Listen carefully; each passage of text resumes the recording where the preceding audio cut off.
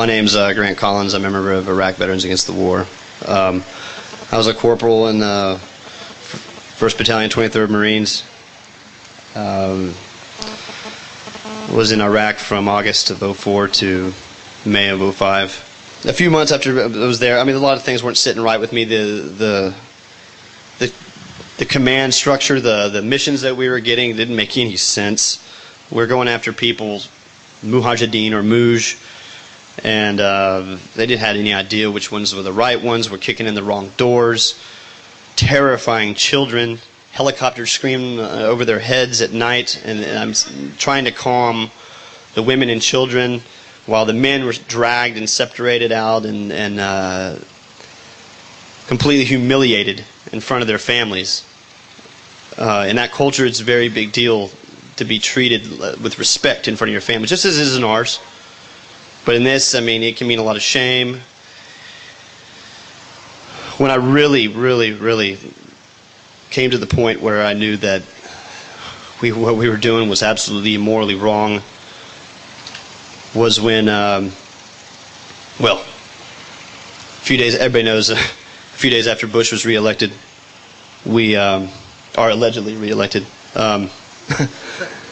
We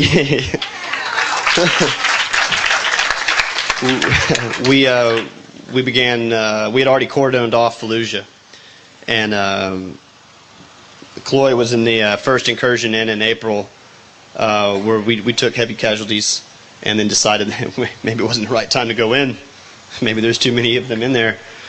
So I was a part of the cordon where we cordoned it off, and then we made operations to move in. And 2 o'clock in the morning, we went across the berm and instantly started taking casualties, but started lighting up this city like you wouldn't believe.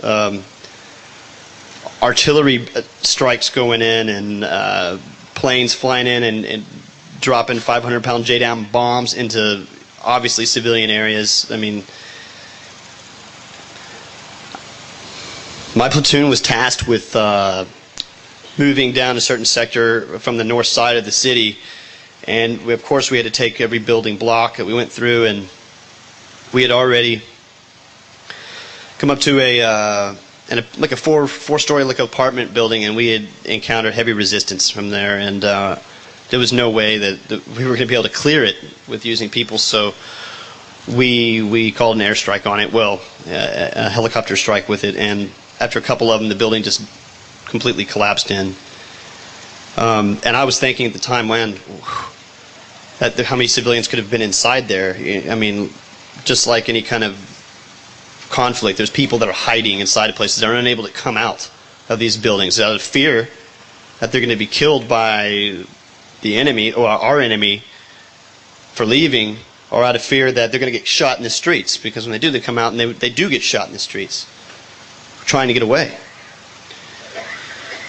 We moved down another block and we came up to a smaller building, and my squad was tasked with taking this building, and the doorway, there was fire coming out of the doorway, machine gun fire, and from the windows. So I had an attachment of SMAs, which are rockets, a 2-man team of rockets, and you can use these rockets to blow holes, make another doorway, if you will, in the side of the building. So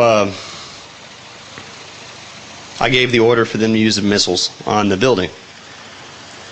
So we hit it, and then we stormed into the building, and there was 2 about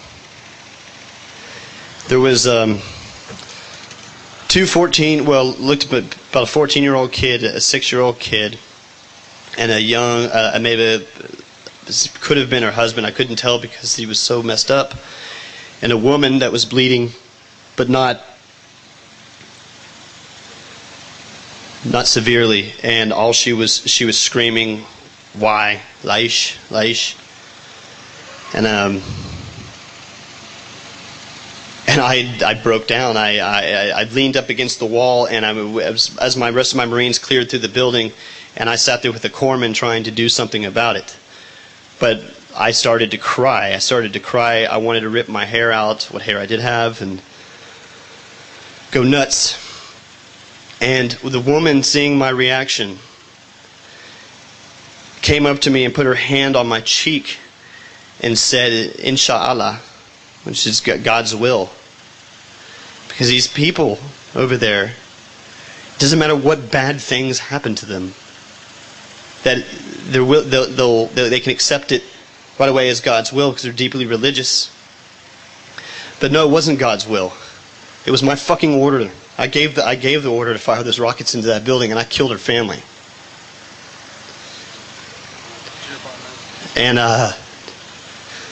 that's when I knew that I was put in a situation where I had to do that. I thought I had to do that to keep myself and my Marines alive, thinking that, well, man, that was the best thing I could do at the time. Well, I have to live with that decision. From then on, of course, we had the rest of that battle to go through, and I saw more casualties, more civilians being killed. Well, I don't know. I've been here a couple times. I've had to go back. I went back to Grand Rapids, Michigan, to start school. But when Lauren told me that she wanted to come back, I had to come back. On the 26th of August, I lost another friend. He was on his third tour, and the thing is that it's making me really upset is now I'm starting to, their names are all blending together now. And she asked what his name was, and I gave her a name, a wrong first name and a wrong last name. And and then I had a dream after all this, and I saw him in my dream, and he, in his typical joking attitude, said that I was fresh out of friends. That I need to make some new ones. He's joking around like he used to always say stupid shit like that. And anyway, it's my duty now.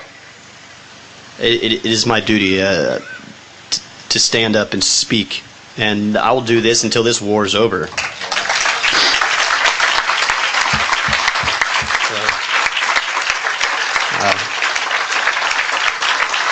That's all I have.